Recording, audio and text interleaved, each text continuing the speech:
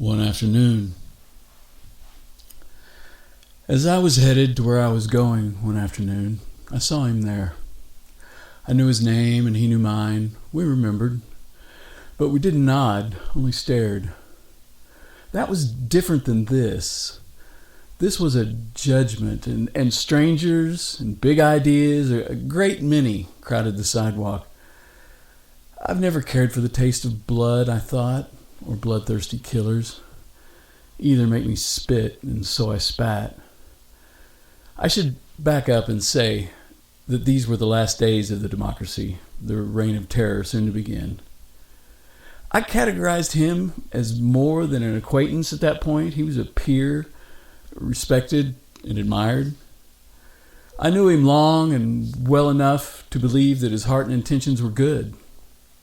There he stood, though, shaking, as if exposed to the elements and under scrutiny. Two things I wouldn't want to be now are alone and misunderstood, and he looked to be both. He had no family in town due to the impending revolution.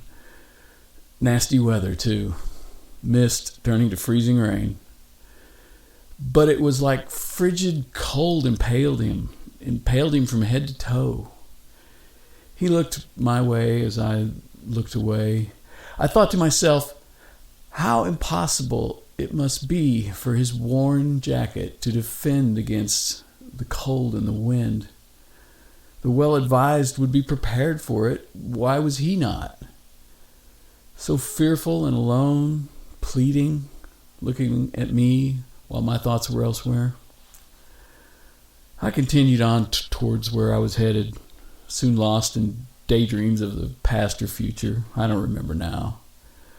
When I arrived, I was quite shocked to discover that I'd been crying, and indeed was shivering. And where was my coat? Spitting, I tried to recall. Had I lost it? Good Lord, I exclaimed. I'm carrying it. When I noticed a coat in my arms, when I realized it wasn't my coat, I was truly perplexed. I spat on the floor, wondering where I had seen it before. And what was that dark, wet stain?